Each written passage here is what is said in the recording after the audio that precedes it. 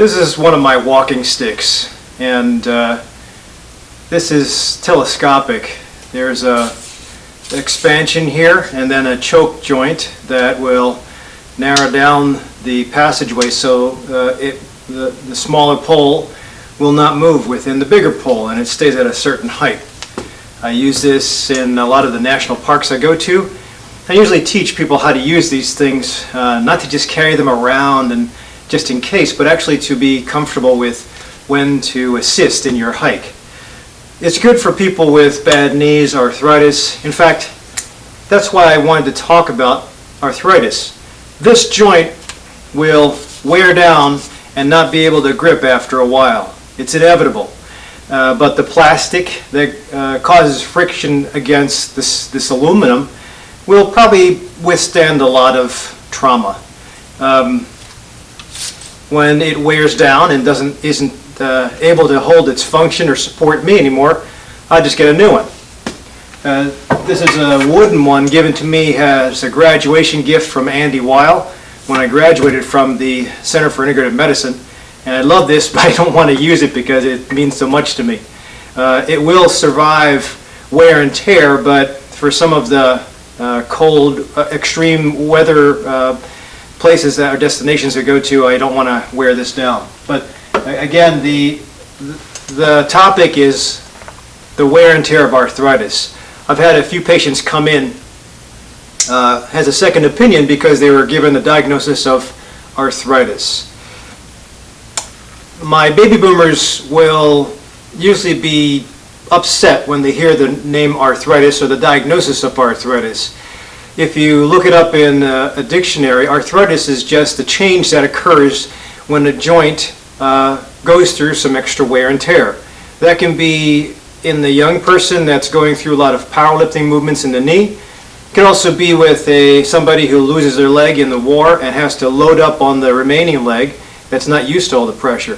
Typically, we'll see it in the elderly because of time and chronic exposure to damage, sometimes bad environment, will cause a joint to become, to have high friction. When this goes under high friction, it wears down and doesn't work anymore. When a human joint, or any joint for that matter, a live joint, goes through some high friction, the first response is to develop a pannus. It's called a pannus. And that's when the lining of the joint, the synovium, realizes or senses that there's a change in pH, there's irritation, there's products of inflammation, so it produces a lot more fluid, or synovial fluid. That's when you get that fat knee. After a while, if it continues, then the bone will change, the cartilage will change to try to become longer, broader, and fatter to take the pressure of the extra wear and tear. And that's why you have the chronic changes of big knees, big joints, big fingers, big anything, just because the joint that you're exposing to a lot more pressure, wear and tear, will want to protect itself. The unfortunate problem is that we're seeing arthritis, or the diagnosis, come up more frequently in young people. And you can guess why the 20 to 40-year-old age group probably is developing arthritis. It's usually because of extra wear and tear in the knees or the hips. And that is from extra weight. So the business of having 1 in 3 people with either being overweight or obese not only affects cholesterol, blood pressure, sugar, it also affects mobility. And just think, when you can't move as fast because your joints are swollen or they're painful, you don't exercise, you get bigger. So you see this spiraling downward towards either surgery or more medicines or other medical problems. That's why it's important to understand that sometimes arthritis, or the diagnosis, is just a diagnosis. If you're coming in or you're going to an orthopedic surgeon's office, he gets an x-ray and it shows, or you're being told there's a mild arthritis that's developing. If you're 50 to 60, so what? I usually challenge most of my patients saying that there's going to be a little bit of arthritis at that age, and if you don't have it, God bless you. If you do have it at that age, then it depends on if you're symptomatic. If it's only one joint that's painful, then I bet you that there's going to be some mild changes of arthritis to all joints. That's just the wear and tear you get with age. And as long as one joint is the only problem, we take care, quiet it down, look for a source of the movement disorder, and then fix it. Usually that's with physical therapy and maybe some medicines for the short run. Changing weight, changing nutrition is very important. If you can unload the joint by losing weight, then you'll have less suffering and less inflammation. That takes time. And then you can't lose weight unless you exercise, and that's going to flare up your knees. So it's, again, to be proactive before the arthritis or the joint pain comes is important. If you can't, and you're just seeing this video and you've been given a diagnosis and you're in pain, then it's going to have to be a slow and steady change. But it has to be a change, because if you wait and maintain and not do anything with your body weight or your nutrition, or for that matter your job or your activity, it's only a matter of time before another joint falls and another joint falls, and then you'll be on chronic medicines or replacements somewhere. And there are side effects to medicines. The biggest medicine that we'll see is a cortisone shot. Now that usually stays inside the joint. That's when there's inflammation in the joint. If you can select just one and you inject cortisone or a steroid of some sort inside the joint, then you get to avoid the systemic side effects of steroids and just expose the joint to the power of the anti-inflammatory known as cortisone or steroid. Sometimes if there's many different joints involved, you might want to be on an oral steroid for a short time. The only problem with oral steroids is side effects. They usually cause weight gain. They usually cause your sugars to go high. They also cause insomnia. That's why I usually will keep it to a minimum of, or a maximum of 5 days, and then we'll dovetail after that into a standard anti-inflammatory. For people who aren't that severe, then I would usually choose glucosamine sulfate and turmeric. And I did do a previous video on the use of glucosamine sulfate. I think it works great. I used to use it back in the 90s. It was mostly in Europe. And it showed a very good result with range of motion, pain-free range of motion, compared to the use of ibuprofen or naproxen, with less side effects of the stomach. So I think there are herbals to use, but again, you have to see or investigate why exactly you're having the symptoms. If you're one of the few that has an autoimmune disease that just popped up on blood tests or diagnosis, don't be frustrated. That too. I was talking to a baby boomer, one of the vice presidents of a local hospital, and she did not like a lot of the words that were being said as far as chronic disease, arthritis, end-of-life decisions, because she was at a good body weight and probably very active, but the diagnosis will connotate more suffering and or this idea about being older. And in the United States, being older is usually associated with going to a nursing home. In other countries, being older is associated with wisdom. It's nice to have a grandparent around in Asia, or in the Philippines at least, because they provide some grounding in the family. The respect that's shown to somebody that has big joints is usually, they'll go slow, but they'll always be asked about ideas, and they'll always participate in the family. But not to get off track, it should not be connotated as a chronic disease or an end diagnosis. When arthritis comes up, it doesn't matter what age or what the reason was, whether you're a laborer and have arthritis in your back, whether you're obese and have arthritis in your knees, or whether you are at the age of 50 to 70 and have a little bit of arthritis that is flaring up. The idea is, if you want to reverse the arthritis or the inflammatory reaction, it doesn't matter if you have a rheumatologic or autoimmune disease, or if it's just a local symptom from overuse. To reverse the arthritis, you usually have to change your food intake. Having foods that are crappy, high in omega-6 fish oils, low or high in carbohydrates, low in fiber, you're asking for trouble. You're asking for more of an inflammation or an inflammatory reaction to pop up. And if you're trying to turn off the irritated joint, but yet you're still indulging in alcohol, tobacco, bad foods, how is the inflammation supposed to turn off? How is the medicine supposed to work? And then how are your supplements and herbs supposed to work when you're still on the track of bad nutrition? So nutrition makes a difference. I personally don't like dairy. I think it's an inflammatory. even organic dairy, I would usually like another source of protein. I think a mostly plant-based diet will be, maybe with limited grains, will be a good source of what you're supposed to rely on. As far as proteins, carbohydrates, fat balances, I'll leave that for another discussion, but the bottom line is that stay away from the crappy food and your inflammatory reaction will turn around faster. Number two, sometimes if you're an athlete or have the mindset of an athlete, you might want to attack the joint or the joints around it aggressively.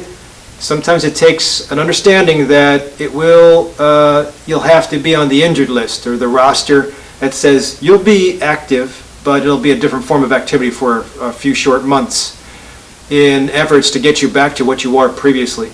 That's the best time I say. If you never did Tai Chi, never did yoga, never did any meditation, walking, hiking, it might be the time that you get introduced to that, just for the short time period. And you also really should see an exercise physiologist or a physical therapist to be an outside source of an opinion that you're doing things properly. And also to be, you have to answer to somebody. I think that keeps you more in the game. It makes it easily sustainable when your mind, your athletic mind says, I want to be able to do this 5K fast. Well, if you have that second opinion, they'll tell you, no, not yet, we're not ready. So I think it is important, I don't care what your level of expertise is in the form of exercise you do, to have the enlistment of a physical therapist is very important. The final thing is inflammation is turned on or propagated, the pain part, by inflammation in your environment, driving in rush hour, having arguments, sleeping poorly because you thought about or ruminated about your day or a problem that you have. I think that the average American does not do enough meditation, is not well grounded. And when I usually ask about spirituality, most of the times people answer me and say, I don't go to church. And it's not just church. I think that spirituality is important to establish some form of connection with that source out there. Once you're connected with source, pain levels are usually decreased. If you have less pain, even if you have the same amount of inflammation as before the meditation practice, if you have less pain, you'll need less medicines. If you have less pain, you'll be able to exercise with the physical therapist more. If you have less pain, you'll be able to sleep deeper. So you can see the benefits of having some form of meditative practice or grounding. And I have a link to a previous talk on grounding I'll put here. It's not just going to church or synagogue or temple. It's more than that. It's deeper. And again, when you get that source of connection, when you feel that source of connection, it doesn't matter if you do a 3-hour meditation twice a day like Deepak Chopra, or you squeeze out a 10-minute every once in a while throughout the day meditative state, like they do at the Benson Henry Institute in Harvard. It's just the idea that you have to develop a practice of it. If you can get those three things in tune, then I guarantee you, and also had the advice of an integrated medicine specialist to maybe do these herbs, as I mentioned, turmeric, glucosamine sulfate. I like magnesium to also assist with some chronic pain. I think St. John's wort or 5-HTP for the chronic pain load, especially it's winter. It's sunny outside today, but winter's coming up, so you can imagine if you have an athlete or somebody who likes to move around. I have a martial artist who unfortunately is a little bit down because he can't do what he feels he was born to do. His dharma was to do jumping kicks, spinning kicks, arm blocks, hit bags. But with the flare-up of his arthritis, I suggest not doing that. But my design for him was more of a Tai Chi, Qigong movement. And that might resonate with him since he's a martial artist, but at the same time he'll develop not only the movement that he needs to get energy channels of traditional Chinese medicine going, but also the movement to help a joint stay somewhat supple. In addition, there's always that grounding experience of quieting down, doing exercises, doing movements, and listening to your breath. So 2 for 1 when it comes to yoga or Tai Chi. But again, that's my one example. Other people can benefit if you had somebody who rock climbed and popped the tendon and now has an arthritic tendon or tenosynovitis. That guy might like being in the outdoors, especially in winter. It's cooler. If you have somebody who is very flexible, a dancer, they might benefit from yoga. They have the same positions, but they slow down. The idea is to slow down during the phase of recuperation, rebuilding, changing around your lifestyle. And then when you're ready, dive back into either what you were doing before or take up your new sport, your new activity. Enjoy and bathe in the benefits of the change in lifestyle, as long as it's sustainable. But this is why it's really important to see an integrative medicine specialist to combine the best of both worlds and then personally design a treatment program. Especially if you falter or you hit the wall, plateau, somebody has to kind of objectively look and see where can we throw in a couple of different acupuncture treatments, or where can we use a cortisone injection if we have to, or where can we use the lubricants that we sometimes inject instead of steroids. Even gua sha, or what's called A-stim in physical therapy. If you haven't done it, it might be a way that opens up what your stick point is when it comes to physical therapy. So having somebody that's been through the ringer is important, but having somebody behind you can kind of redesign and keep an eye on you and keep an eye on all your other providers is definitely a must. So hopefully this gives you some insight to the autoimmune or arthritic kind of picture and gives you a little bit of hope that hopefully it's just temporarily. You know, even with diabetes being a diagnosis, if you reverse the diabetes, you might still be a diabetic patient, but you'll just be under control, say in remission. Same thing with cancer. I think arthritis is the same way. If you can get that arthritis under control, your x-rays might always show a little bit of arthritic change, but if you're at good weight, you're running again, you're competing in long distance in-to-in hikes, or you're back into a sport, then that diagnosis is in remission. That's where we want everybody to get to. I want everybody to get to the age of 90 with as little medicines and surgery as possible, living independently. And the goal is to make the lifestyle changes before the disease process comes up.